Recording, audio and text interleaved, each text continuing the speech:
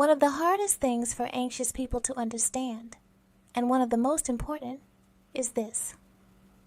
When someone is emotionally numb, they are not choosing disconnection in the way it looks. And that distinction matters, because anxious attachment often reads behavior as intention. But avoidant numbness is about capacity, not desire. When someone is emotionally numb, they're not just disconnected from people. They're disconnected from everything, including themselves. Numbness doesn't selectively shut off pain. It shuts off the entire emotional system. Think of emotions like a dimmer switch, not an on/off button. When numbness sets in, the switch doesn't just turn down sadness or fear. It turns down love, warmth, longing, connection, excitement, all of it. So if someone can't fully feel sadness, they also can't fully feel love. If they can't access fear, they also can't access emotional closeness. If they can't feel grief, they also can't feel deep attachment. The entire spectrum gets muted. This is why emotionally numb people often look a certain way from the outside. They seem distant, flat, hard to read, unbothered, less expressive, less reactive. And from an anxious perspective, that can feel devastating. It feels like indifference, like rejection, like replacement, like you suddenly don't matter anymore. But internally, the experience is usually very different. It's more like, I can't access what I feel right now. They may logically know they care. They may know they love you. They may know you mattered, but they can't feel it in their body. And emotions live in the body, not the intellect. So connection feels muted. Conversations feel surface level. Intimacy feels draining instead of nourishing. Affection feels like effort instead of ease. Not because you're asking for too much, but because their nervous system is overloaded. This is especially true for avoidance. For avoidant attachment styles, numbness is often a freeze response. Their nervous system learned early on that too much emotion equals danger. Too much closeness equals overwhelm. Too much need equals loss of control. So when emotional intensity rises during conflict, closeness, attachment, or separation, their system doesn't move into fight or flight. It freezes. Freeze looks calm on the outside, but internally, it's shut down. Their system essentially says, nothing feels safe right now. Shut everything down. And when that happens, they disappear emotionally first, then physically second. This is why avoidants often withdraw, ghost, isolate, go quiet, need space without explanation. Not because they stopped caring, but because they temporarily lost access to their feelings.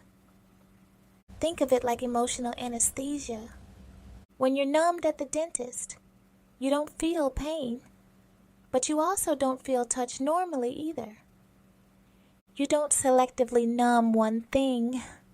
You numb everything. That's what emotional numbness does. So yes, numbness creates disconnection, but it's protection, not rejection. Now, this is where anxious pain is valid.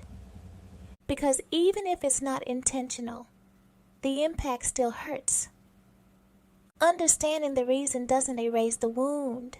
It doesn't make the silence easier. It doesn't magically regulate your nervous system. And it's okay to hold both truths at once. They may not be doing this to hurt you, and it still hurts. Where anxious attachment struggles is here. The anxious system tries to fix numbness with more connection, more texting, more explaining, more reassurance, more emotional expression, more pursuit. But numb systems can't receive more input. They need less. So the more the anxious partner tries to pull them back emotionally, the more overwhelmed the avoidance system becomes, and the deeper the shutdown goes. This creates the painful push-pull cycle. One person reaches because they're scared. The other withdraws because they're overloaded. Neither is wrong. They're just operating from opposite nervous system states. Anxious equals activation. Avoidant numbness equals shutdown. And here's the part anxious people really need to hear. You cannot love someone out of numbness. No amount of understanding, patience, explaining, or proving your worth can restore emotional access in someone who is shut down. That access only returns when their nervous system feels safe enough again. Which is why avoidants often need time and distance. Not because you didn't matter, but because closeness became neurologically overwhelming. This is also why avoidants can look fine after a breakup. They're not healed. They're numbed. And numbness can last months or years if someone never learns how to feel safely. So if you're anxious and watching this, hear this clearly. Their emotional shutdown is not proof that you were unlovable. It's not proof you were too much.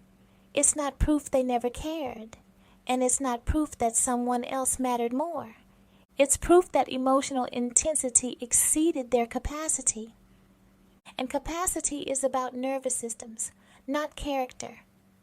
The hardest truth is this. Someone can care deeply about you and still be incapable of showing up emotionally. Not because they don't want to, but because their system can't sustain it. Understanding this doesn't mean you wait.